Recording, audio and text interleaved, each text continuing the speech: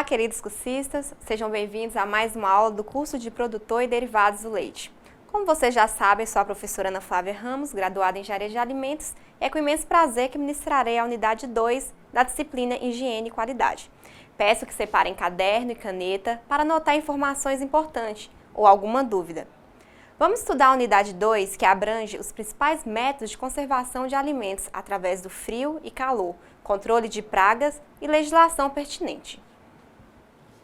Para iniciar nossa aula, vamos entender primeiro por que é tão importante a conservação do alimento.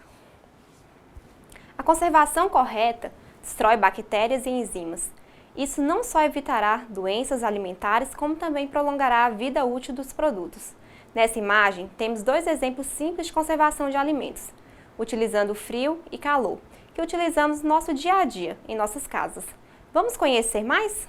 A importância da conservação é de que ela aumenta a vida de prateleira de um alimento e que retarda a deterioração do alimento, que é causado por micro-organismos presentes na embalagem ou nas mãos que segurava antes de colocá-los dentro de um recipiente.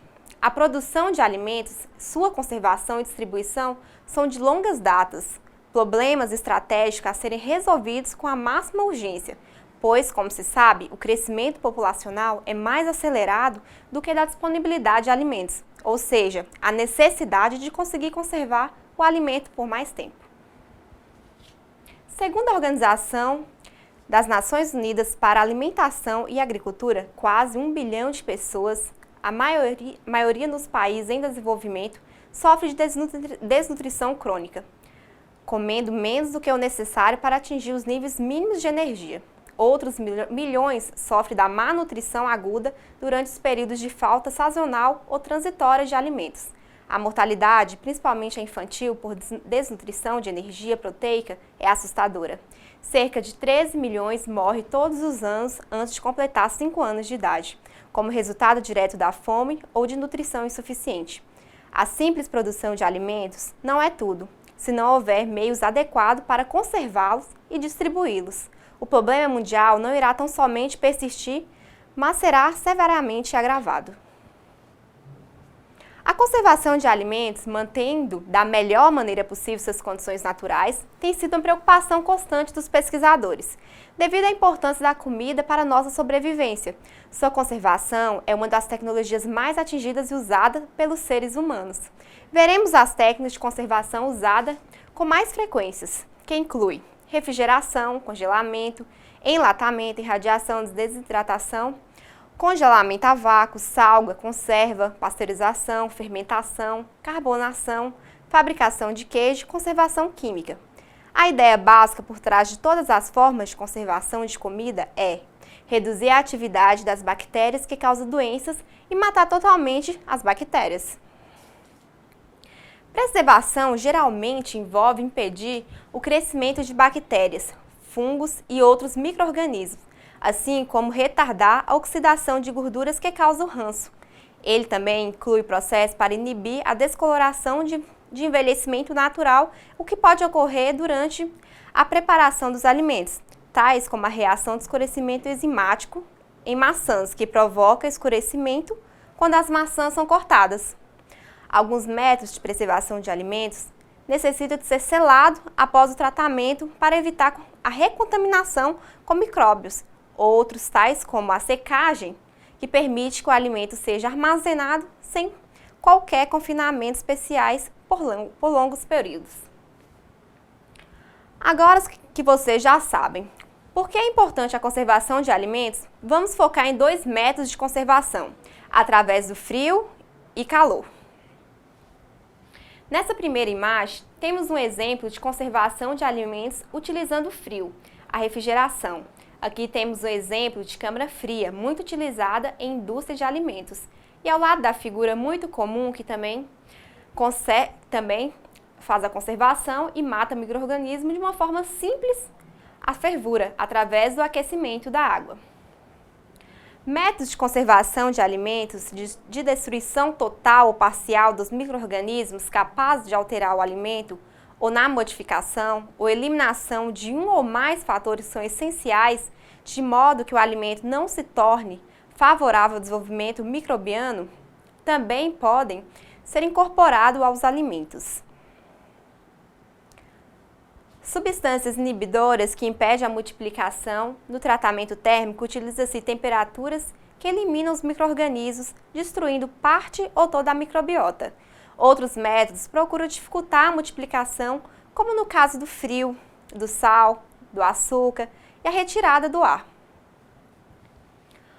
O uso do calor elimina as células microbianas quando submetidas a uma temperatura letal. Essa temperatura varia de acordo com a espécie do micro-organismo e com as formas em que se encontra. As células vegetativas dos micro-organismos são destruídas a 60 graus Celsius. Os esporos são inativados em temperaturas superiores a 100 graus. A inativação das células vegetativas e dos esporos pelo calor úmido decorrer da desnaturação de proteínas, incapacitando a célula de se multiplicar. O calor seco age nas células por oxidação dos componentes celulares. Os esporos são muito resistentes em função do seu maior grau de desidratação. O calor é utilizado em vários métodos de conservação. Preparo dos alimentos tais como a pasteurização, esterilização, secagem e concentração. Nestes métodos, ocorre a eliminação total ou parcial dos micro-organismos de acordo com o grau do tratamento térmico dado ao alimento. Agora vamos entender sobre o uso do frio para conservar os alimentos. O frio é bastante utilizado na conservação dos alimentos perecíveis, tanto de origem animal como vegetal. Podemos definir refrigeração como o abaixamento da temperatura de um produto, visando manter a qualidade pela diminuição da velocidade das reações de deterioração que possam ocorrer no mesmo. Neste processo, apesar de não ocorrer eliminação dos micro-organismos, então a refrigeração não mata a bactéria, inibe-se o ciclo de reprodução e, consequentemente, retarda a deterioração dos alimentos quando atacados. Para manter os alimentos refrigerados, utilizam-se temperaturas acima do ponto de congelamento, entre 0 e 7 graus. Não ocorre mudança de fase da água do alimento. Na aplicação do frio, deve-se considerar os seguintes aspectos. O alimento deve ser sadio, pois o frio não restitui uma qualidade perdida. A aplicação do frio deve ser feita a mais cedo possível, após a colheita, abate ou preparo do alimento. Durante todo o tempo, desde o preparo até o consumo, o emprego do frio não deve ser interrompido. Os alimentos com princípio de deterioração, conservados pelo frio, ao serem trazidos à temperatura ambiente, estragam-se rapidamente. Agora vamos conhecer alguns métodos de refrigeração. Resfriamento por ar. O ar frio que sai do evaporador entra pela parte superior do ambiente, sobre o teto, e move-se horizontalmente sobre o produto, embalado ou não, retornando ao evaporador através de produto, por um caminho que lhe cause a menor resistência possível. Temos também o resfriamento por água. A água usada no resfriamento é mantida de 0 a 5 graus, mediante a refrigeração mecânica. Os produtos que são sensíveis à injúria pelo frio podem ser resfriados em água a 0 graus, desde que o tempo de resfriamento seja limitado. E o resfriamento por gelo? O resfriamento dá-se em função da colocação do gelo acima dos produtos, no interior da embalagem ou mesmo na parte superior, que depois de armazenados e transportados, mantém a temperatura do produto próxima daquela recomendada até a comercialização. O congelamento retarda a deterioração dos alimentos, estende a sua segurança através do impedimento do desenvolvimento de micro-organismos e do abrandamento da atividade enzimática, que pode causar a deterioração dos alimentos, assim aumentando a vida útil. Já o congelamento utiliza-se temperaturas mais baixas do que na refrigeração, menos 10 a menos 40. No processo de congelamento ocorre a formação de gelo, necessitando-se de temperaturas mais baixas e conserva por períodos longos. Para o congelamento ser eficiente, necessitamos de temperaturas de menos 18 graus ou inferiores. Existe um micro-organismo que ainda cresce a temperatura de menos 10 graus, o que acarreta um perigo para o congelamento mal monitorado. São raros, mas existem. Sabemos, porém, que a temperatura de menos 18 ou menos ocorre a inibição total de micro-organismos. Pode-se utilizar o congelamento lento, que dura de 3 a 12 horas. A temperatura vai gradativamente abaixando até chegar à temperatura desejada. Os primeiros cristais são formados no interior da célula, forçando a água a migrar do interior da célula, o que causa ruptura de algumas paredes celulares. Já o congelamento rápido, a queda de temperatura é muito brusca, congelando a água dos espaços intercelulares imediatamente, formando pequenos cristais de gelo sem danificar as membranas celulares. E quais são os métodos de congelamento? Congelamento por ar, sendo um método sem movimento, o alimento é mantido na câmara até o congelamento, variando o tempo necessário de acordo com a temperatura da câmara. A qualidade do alimento, a temperatura inicial, tipo, tamanho e forma do alimento é outro método, é o congelamento por contato. O alimento é colocado em contato com uma placa resfriada por líquido refrigerante ou dentro de um recipiente que é submerso no refrigerante. As placas podem ser fixas ou móveis e o líquido refrigerante ou sem movimentação turbulentas. E temos o congelamento por imersão. A imersão pode ser direta no meio refrigerante ou pela pulverização do líquido sobre o alimento, o que provoca um congelamento quase instantâneo. O líquido deve ser puro, sem odores e sabores, não podem ser tóxicos. Para finalizar os métodos de conservação de alimentos através do frio e do calor, vamos conhecer um método que vocês interessam: a pasteurização do leite. Acredito que todos já ouviram falar da famosa pasteurização. Então vamos esclarecer o que é e como funciona.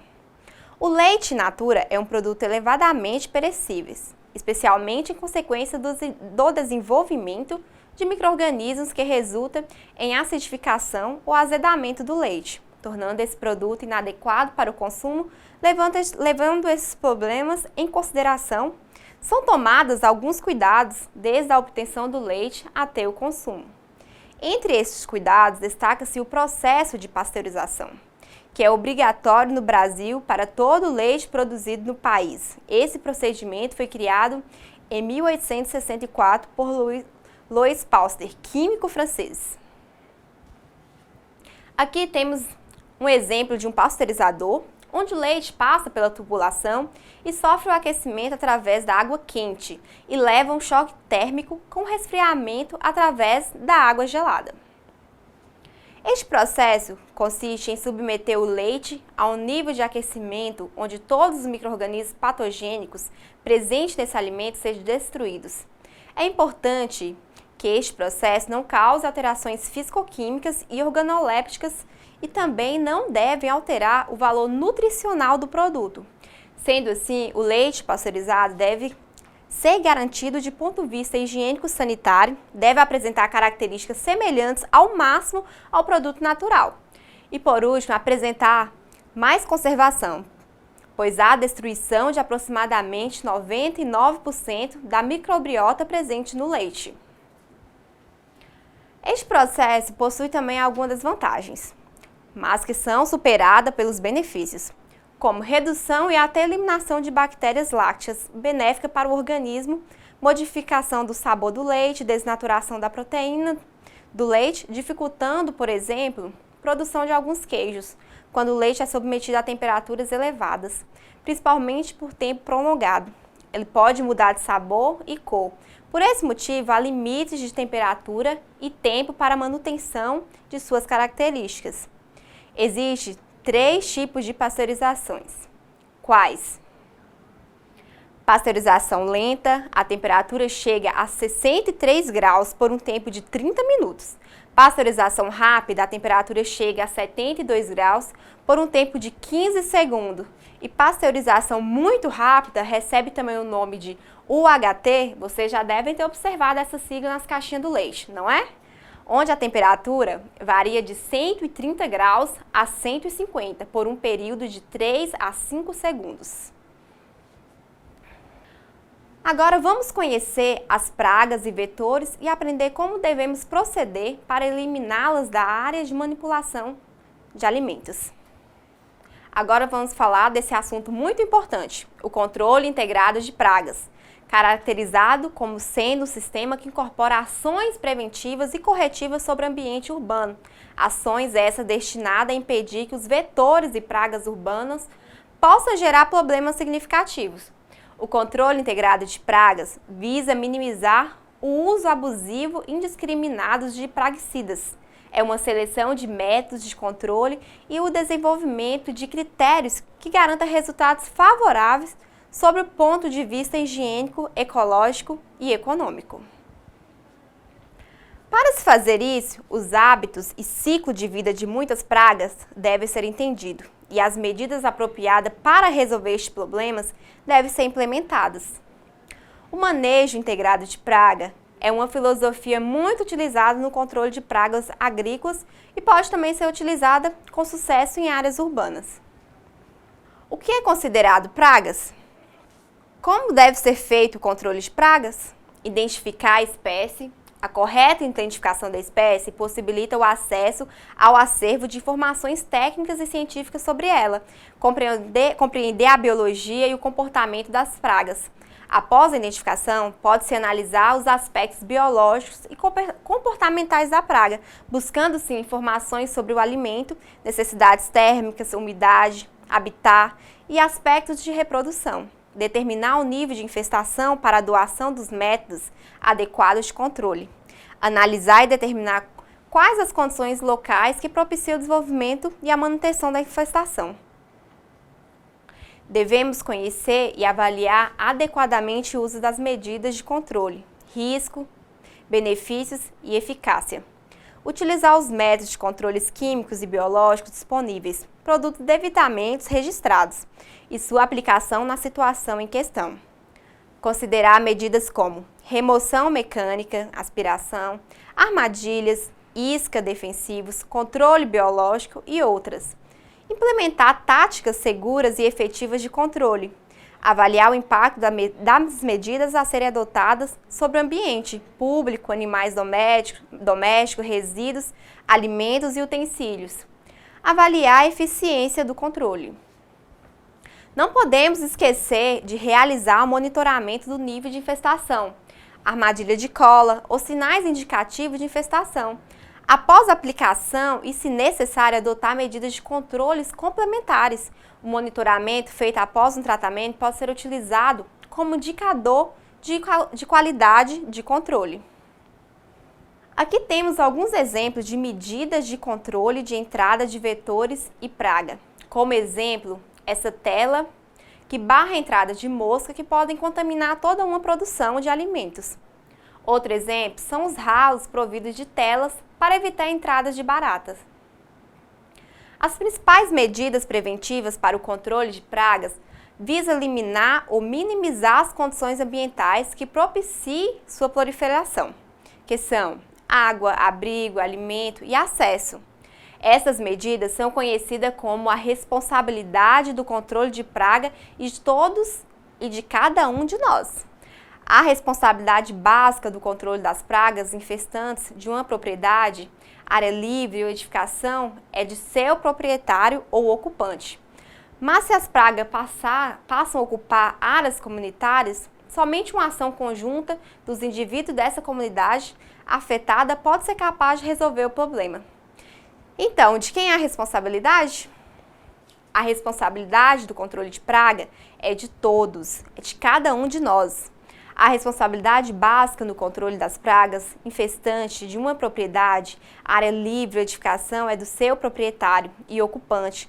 Mas se a praga passar a ocupar as áreas comunitárias, lembre-se, somente uma ação conjunta do indivíduo dessa comunidade afetada pode ser capaz de resolver o problema.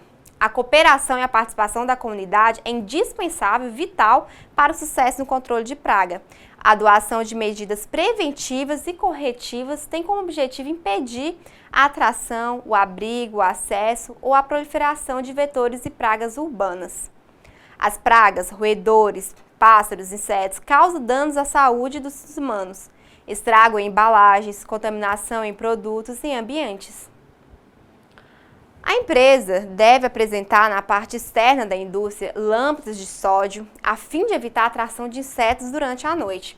assim como a existência de barreiras para evitar a entrada de insetos, como portas e janela com telas, e porta com sistemas variados, para que permaneça sempre fechadas. Para eliminar baratas, vários itens devem ser tomados, como estes, por exemplo.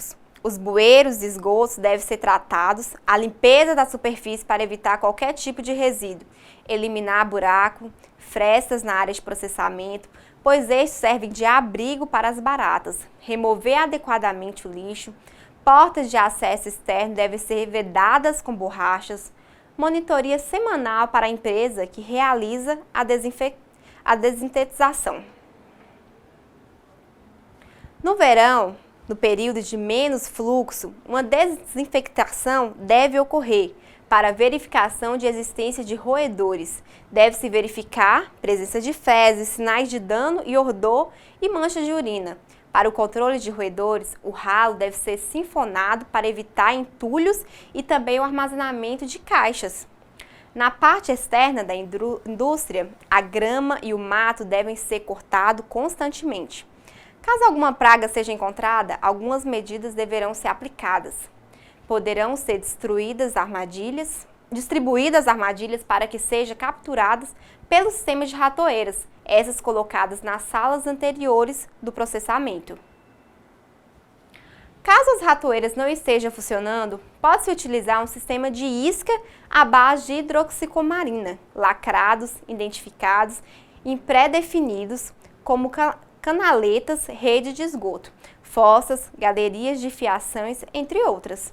As iscas que estiverem na área externa devem conter o aviso: cuidado, veneno, bem como o mapeamento da distribuição das iscas, as pragas encontradas, o produto aplicado, a área desinfectada, a data da aplicação e o funcionário responsável deve ser registrado em uma planilha.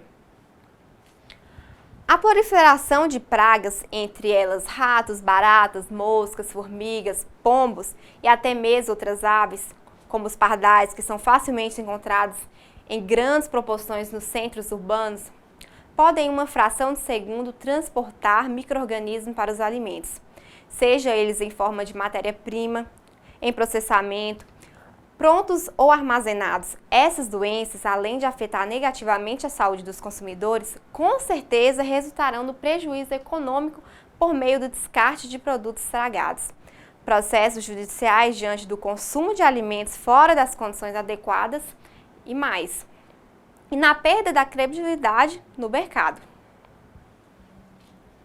É fato que a propagação de pragas na indústria alimentícia tem ligação com a instalação da empresa. Por esse motivo, para a prevenção e combate, é preciso realizar periodicamente inspeções e ações. Empresas especializadas no controle destes animais devem atuar de forma eficaz, seguindo a legislação sanitária, a exemplo do que dita a Resolução RDC número 216, sobre a regulamentação técnica de boas práticas para serviços de alimentação, da Anvisa, Agência Nacional de Vigilância Sanitária. O item 4.3 da Resolução 216 cita com mais detalhes o controle integrado de vetores e pragas urbanas como um sistema que abrange práticas preventivas e corretivas, com o objetivo de impedir a atração, o abrigo, acesso ou proliferação de vetores e pragas urbanas que podem comprometer a qualidade higiênico-sanitária do alimento em qualquer fase do processo produtivo, desde o recebimento da matéria-prima até o transporte final do produto. Aí, pessoal, todos estão cientes de como evitar pragas e vetores? Espero que sim. Agora, para encerrar o último assunto da disciplina Higiene e Qualidade, vamos estudar e conhecer as legislações pertinentes para qualquer serviço relacionado com alimentos. Assunto muito relevante para você, produtor ou futuro produtor de leite e seus derivados. Portanto, já separa uma folha para anotar ponto importante. Então, queridos alunos, temos disponível a RDC Resolução 275 para os estabelecimentos produtores e industrializadores de alimentos, os quais devem desenvolver, implementar e manter os procedimentos operacionais padronizados, os POPs.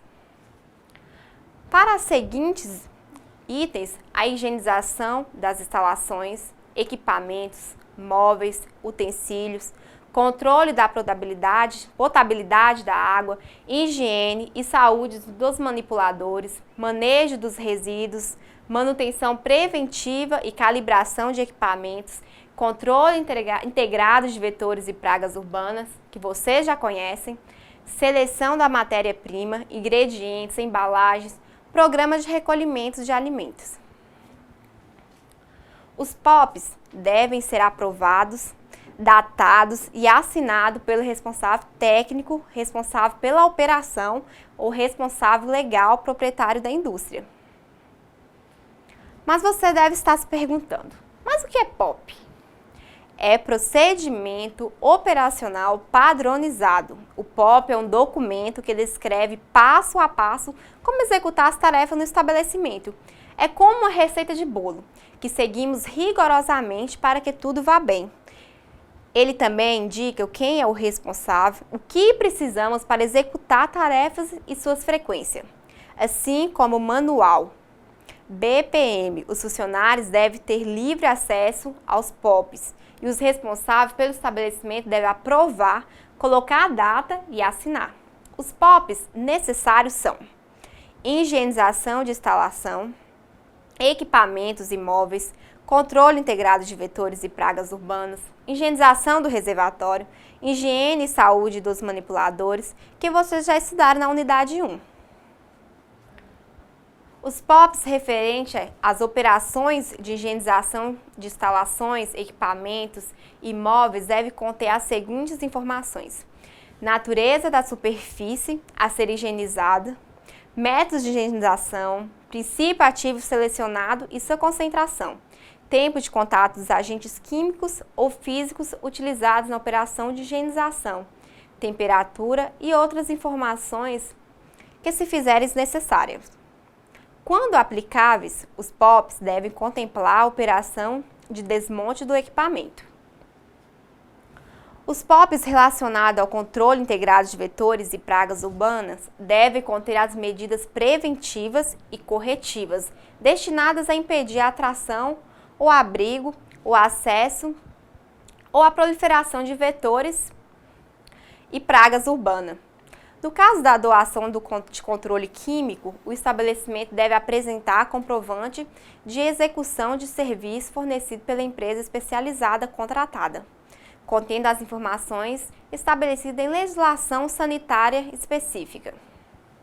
Os POPs relacionados à higiene e saúde dos manipuladores devem contemplar as etapas, a frequência e os princípios ativos usados na lavagem antisséptica das mãos dos manipuladores, assim como as medidas adotadas nos casos em que os manipuladores apresentem lesões nas mãos, sintomas de enfermidade ou suspeitas de problemas de saúde que possam comprometer a qualidade higiênico-sanitária dos alimentos. Deve-se especificar os exames aos quais os manipuladores de alimentos são submetidos, bem com a periodicidade de sua execução. O programa de capacitação dos manipuladores em higiene deve ser descrito, sendo determinada a carga horária, o conteúdo programático e a frequência de sua realização, mantendo-se em arquivo os registros da participação nominal dos funcionários. A frequência das operações e o nome, a função do responsável pela execução deve estar especificada em cada POP.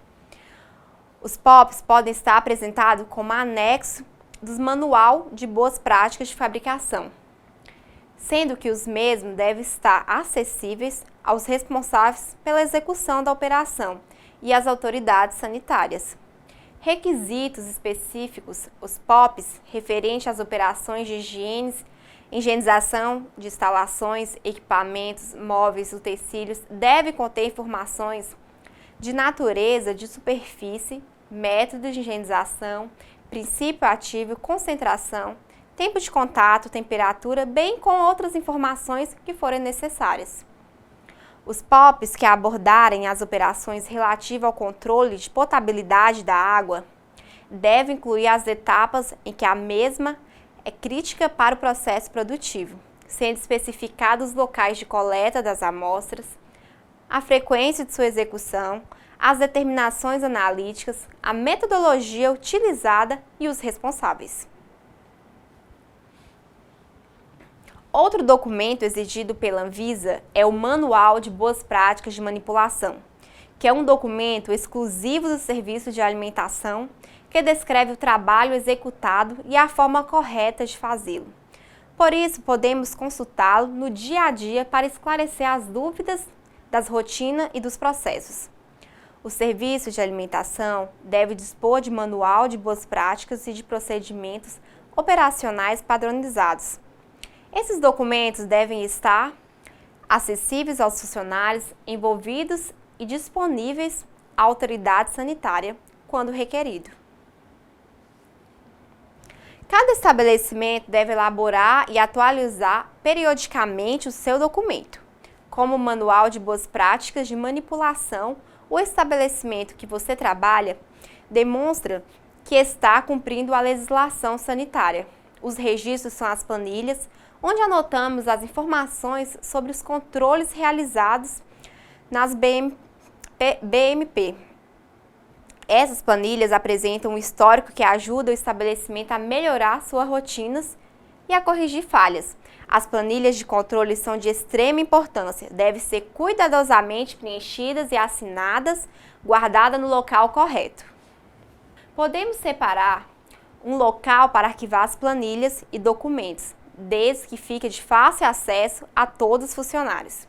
O responsável pelas atividades de manipulação dos alimentos deve ser o proprietário ou funcionário designado devidamente capacitado, sem prejuízo dos casos onde há previsão legal para responsabilidade técnica. O responsável pelas atividades de manipulação dos alimentos deve ser comprovadamente submetida a curso de capacitação abordando, no mínimo, os seguintes temas: contaminantes alimentares, doença transmitida por alimentos, manipulação higiênica dos alimentos e boas práticas, tudo que agora vocês estão sendo capacitados com esse curso de produtor e derivados do leite. Estamos chegando ao final da nossa aula e, para não ficar nenhuma dúvida, vamos fazer uma breve revisão da documentação e função do responsável pelo serviço. Você aprendeu que as boas práticas de manipulação são a chave para a produção de alimentos seguros. Não basta adotar os cuidados e procedimentos adequados, é fundamental que tudo o que se faz esteja escrito, para não ser esquecido. Estes documentos devem estar disponíveis e auxiliam no cumprimento das regras. São eles: Manual de Boas Práticas de Manipulação e Procedimentos. Manual de Boas Práticas de Manipulação é um documento exclusivo do Serviço de Alimentação, que descreve o trabalho executado e a forma correta de fazê-lo. Por isso, podemos consultar no dia a dia para esclarecer as dúvidas das rotinas, dos processos. Cada estabelecimento deve elaborar e atualizar periodicamente o seu documento. Como o Manual de Boas Práticas de Manipulação, o estabelecimento que você trabalha demonstra como está cumprindo a legislação sanitária. E o POP? Lembram? Pensa aí comigo. São procedimentos operacionais padronizados. Algumas operações do Manual de Boas Práticas de Manipulação requerem maior detalhamentos. E para isso é recomendável a elaboração de procedimentos operacionais padronizados, comumente conhecido pela sigla POP. O POP é um documento que descreve passo a passo como executar as tarefas no estabelecimento. É como uma receita de bolo, que eu já falei, que seguimos rigorosamente para que tudo vá bem. Ele também indica quem é o responsável, o que precisamos para executar a tarefa e sua frequência. Assim como o Manual de Boas Práticas de Manipulação, os funcionários devem ter livre acesso aos POPs e o responsável pelo estabelecimento deve aprovar, colocar a data e assinar. Os POPs necessários são, relembrando, higienização de instalações, equipamentos imóveis, controles integrados de vetores e pragas urbanas e higienização do reservatório, higiene e saúde dos manipuladores. E o que são registros? Os registros são as planilhas onde anotamos as informações sobre os controles realizados nas boas práticas de manipulação. Essas planilhas apresentam um histórico que ajuda o estabelecimento a melhorar sua rotina e a corrigir falhas. As planilhas de controle são de extrema importância, deve ser cuidadosamente preenchida, assinada e guardada no local indicado. De acordo com a Resolução 216, todo serviço de alimentação deve ter um responsável pela atividade de manipulação dos alimentos, que pode ser o proprietário ou funcionário designado, devidamente capacitado. Essa pessoa vai ser responsável pela supervisão dos manipuladores e devemos respeitar e seguir as recomendações realizadas por ele, pois assim teremos colaborado com o Manual de Boas Práticas. Então, vamos recapitular. Vamos fazer uma breve revisão dos assuntos tratados na unidade 2. Você se lembra de que falamos? Espero que sim. Primeiro, estudamos os principais métodos de conservação de alimentos através do frio e calor. Esses métodos são importantes e largamente utilizados na indústria de alimentos. Dentre os métodos mais utilizados, encontra-se o de conservação pelo uso do calor e do frio. O método de conservação pelo uso do calor baseia-se na utilização de temperaturas elevadas, que impede a multiplicação de micro-organismos, ou porque matam ou inativam. Dentre os principais métodos de conservação pelo uso do calor, encontra-se a pasteurização e esterilização. A conservação pelo uso do frio utiliza-se baixas temperaturas para retardar as reações químicas e enzimáticas e a atividade de micro-organismos nos alimentos. Diferentemente da conservação pelo uso do calor, o uso do frio não mata micro-organismos. Os métodos mais utilizados são a refrigeração e o congelamento. Agora vamos relembrar o que é o controle de vetores e praga. O controle de praga em laticínios, restaurantes, lanchonetes, cozinhas industriais, refeitórios de qualquer estabelecimento é um item obrigatório a ser considerado, pois o risco de contaminação dos alimentos em decorrência da presença de pragas é enorme. Algumas pragas podem ser vetores de doenças diversas, como desinteria, salmonelas, tuberculose, entre outras. O controle de praga em estabelecimentos de alimentos é regido pela Resolução de Diretoria Colegiada RDC 216. Aplica-se ao serviço de alimentação que realiza as seguintes atividades: cozinhas institucionais, restaurantes, lanchonetes, cantinas, entre outros. Dessa forma, uma empresa, laboratório ou indústria de qualquer ramo de atividade que contém um restaurante, lanchonete ou similar em seu estabelecimento deve tomar providências quanto ao controle de pragas urbanas nesses locais. Portanto, a edificação, as instalações e os equipamentos devem ser livres de vetores e pragas urbanas. Deve existir um conjunto de ações eficazes contínuas com o objetivo de impedir a atração, acesso ou proliferação dos mesmos. Quando as medidas de prevenção não forem eficazes, o controle químico deve ser executado, atenção, por empresa especializada.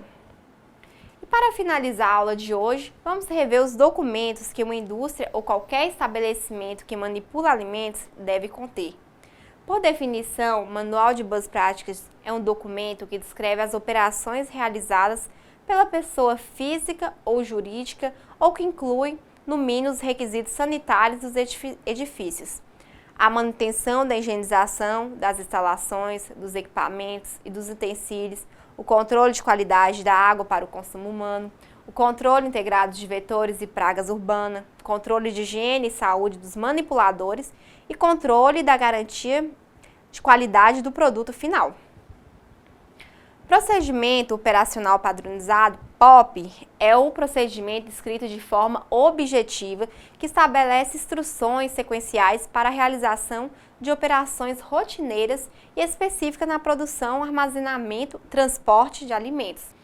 Em resumo, a diferença entre o Manual de Boas Práticas e o POP: o Manual de Boas Práticas deve descrever como é a sua empresa, quais são os produtos que sua empresa vende, onde ela está localizada, como são as instalações físicas, quais são as principais operações, como funcionam os principais requisitos referentes ao recebimento dos produtos, ao armazenamento, ao preparo dos alimentos. Alguém que nunca esteve em sua empresa, ao ler o manual de boas práticas, deve conseguir formar uma ideia concreta de como é e de como funciona essa empresa. Contudo, a legislação entende que alguns assuntos que compõem o manual de boas práticas, como a potabilidade da água, controle de pragas, higienização, saúde do funcionário, anseio pessoal e etc., são tão importantes que precisam ser melhor detalhadas, monitoradas e verificadas. Para esse detalhamento, deve-se criar um passo a passo, de forma monitoramento e de verificação desses assuntos importantes. Assim, foram estabelecidos os POPs. Tanto o Manual de Boas Práticas como os POPs, Procedimento Operacional Padronizados, são documentos exigidos pelas legislações vigentes e que devem estar devidamente implementados, atualizados e disponíveis para a consulta. Assim, encerramos nossa aula da disciplina Higiene e Qualidade, abrangendo o conteúdo da unidade 2. Espero que esse momento tenha sido de muito aprendizado. Agradeço pela atenção e qualquer dúvida, mande por uma mensagem no fórum. Um abraço apertado em todos.